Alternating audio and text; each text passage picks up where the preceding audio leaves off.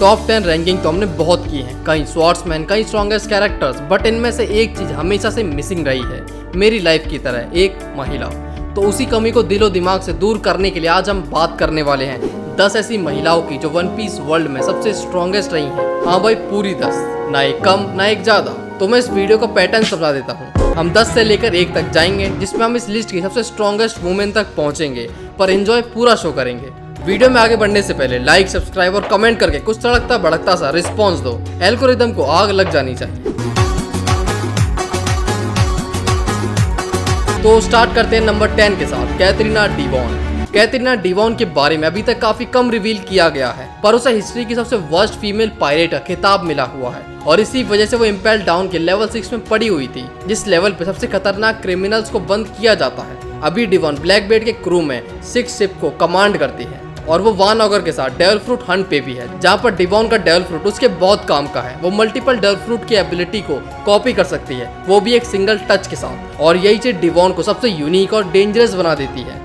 Devon का devil fruit एक mythical zone है, इनो इनोनोमी मॉडल क्यूबी ने कीत्सुने। ये डेविल फ्रूट उसे 9 टेल फॉक्स में ट्रांसफॉर्म होने की पावर देती है और शेप शिफ्टिंग की एबिलिटी भी। हमें अभी तक सिर्फ इतना बताया गया कि डेवॉन कितना बड़ा थ्रेट है। ये औरत वो है जिसके पास ये हो वही खतरे में है। डेवॉन के फिजिकल फीट्स के बारे में अभी कुछ भी क्लियर नहीं है, तो हम इसको यहीं पे आराम करने देते हैं और हम बढ़ते हैं नेक्स्ट पे, यानी बेलो बेटी, रेवोल्यूशनरी आर्मी की ईस्टर्न कैप्टन। बेटी रेवोल्यूशनरी आर्मी की one of the most powerful captain है, जिसके पास दोनों तरह की हाकी है और उसके पास एक यूनिक पावर है जिससे वो लोगों को मोटिवेट करके उनकी स्ट्रेंथ को इनहेंस कर देती है, जिससे वो फाइट कर सके। बेलो बेटी पूरे टाउन के लोगों को अपनी पावर से लड़ने के लिए मोटिवेट कर देती है और वो एक पायरेट क्रू को भगा देते हैं, पीच बियर्ड पायरेट को, वो भी आम सिटीजन की हेल्प से। ये बेलो बेटी की पावर को दिखाता है कि वो दूसरे से क्या करा सकती है। बेटी की कॉम्बैट स्किल अभी तक रिवील नहीं हुई है, बट हमने बाकी कैप्टन्स की देखी हुई है, जहाँ पर वो एडमिरल्स के अगेंस्ट में होल्ड करते हैं। तो हम यहाँ पर एक रफली अंदाजा लगा सकते हैं कि बेटी की स्ट्रेंथ कहाँ तक हो सकती है।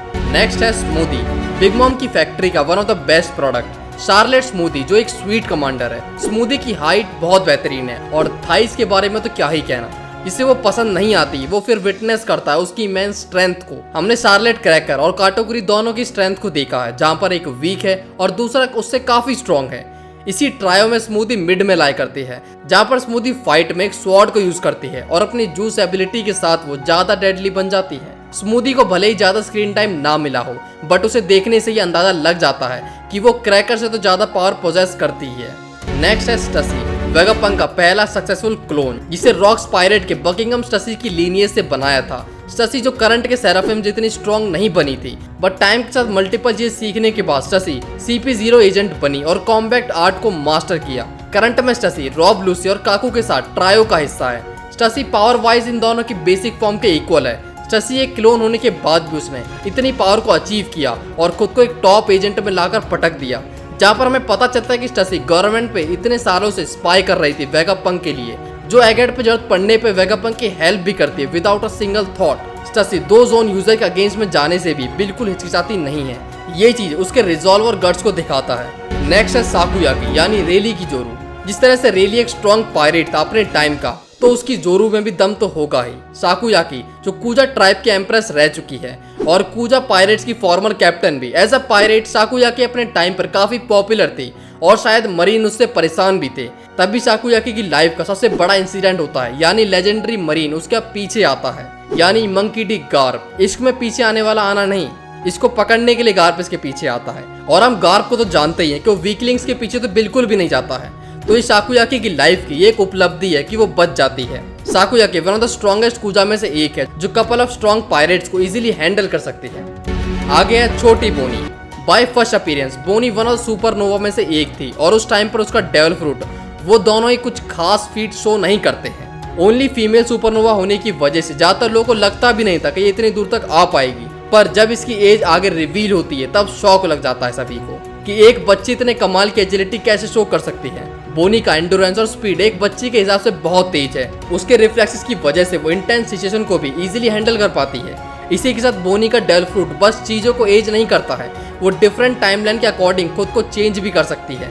लाइक वो ऐसा फ्यूचर अटेन कर सकती है जो हुआ भी नहीं है, किसी और टाइमलाइन का हिस्सा है शायद वो। जैसा उसने एगेट पे लूफी के गियर पावर को यूज किया था, और ऐसा ही बोनी ने अपने बचपन में भी किया था।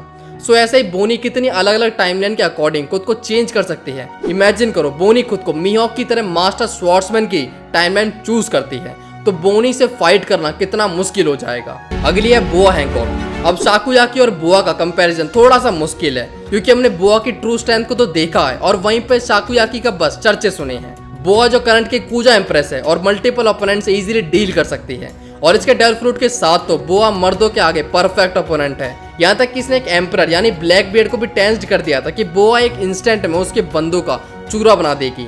बोआ वन ऑफ द 7 वॉरलॉर्ड का हिस्सा रह चुकी है और उस स्पॉट को इसने अपनी स्ट्रेंथ पे हासिल किया था। बोआ की कॉम्बैट टेक्निक और हाकी दोनों ही काफी स्ट्रॉन्ग है। ऑल्दो वो कॉन्करर हाकी यूजर नहीं है, बट स्टिल बोआ काफी स्ट्रॉन्ग है। बट स्टिल बोआ तो बोआ है। अब बढ़ते हैं अपने टॉप 3 स्पॉट की तरफ, जिसमें 3 पर है यामाटो। और इसके लिए मैं काइडो का बहुत बहुत शुक्रगुजार हूँ कि काइडो ने हमें इस मास्टरपीस से रूबरू कराया, जिसके ना होने से हम सभी का वानो काफी अधूरा सा रहता।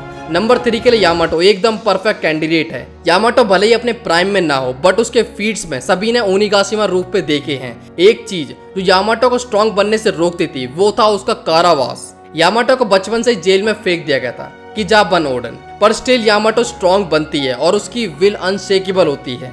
यामाटो की स्ट्रेंथ, कॉम्बैट पावर, एजिलिटी और डेविल फ्रूट हर चीज उसे टॉप पे रखती है।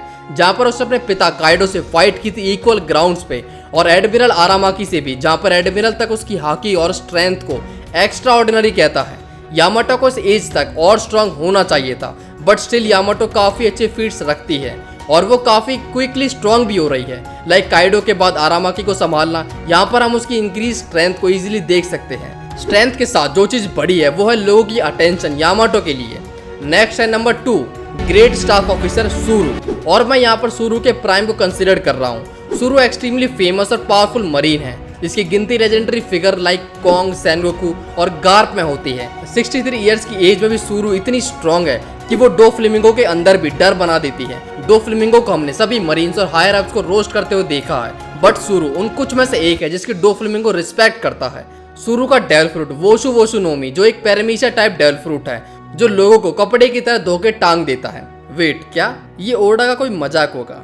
मुझे लगा ये बस इंडिया में चल रहा है, but still perfect devil fruit है ये वुमेन्स के लिए। हाँ, बट इस पावर के साथ वो ओपोनेंट को डिसेबल कर सकती है और उनके अंदर की इविल ट्रेड को भी धो डालती है। फिर एक राजा बाबू जैसा बेटा बाहर आता है। सुरु के पास को देखते हुए उसने कितने एलीट पायरेट से फाइट की होगी और तब जाकर उसने आज की रिस्पेक्ट गेन की है। ये तो क्लियर है कि सुरु अनडाउटेबली स्ट्रॉन्ग है।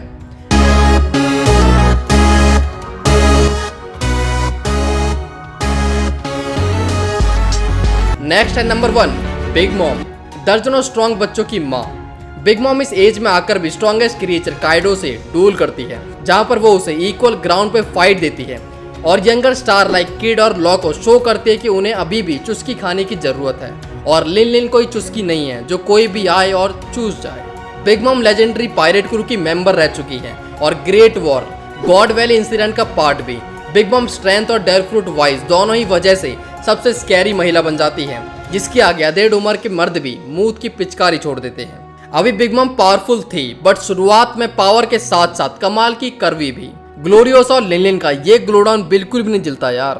कोई इस दर्द को कम करने की दवा बताओ। वन पीस में इतनी सारी खूबसूरत महिलाएं और एंड में आके उड़ा ने क्या कर दिया? कोई बटली कर दी है, कोई पतली कर दी है, क्या है? ओके ब्रो, मिलते हैं नेक्स्ट वीडियो में और कमेंट में बताना ये वीडियो कैसी लगी।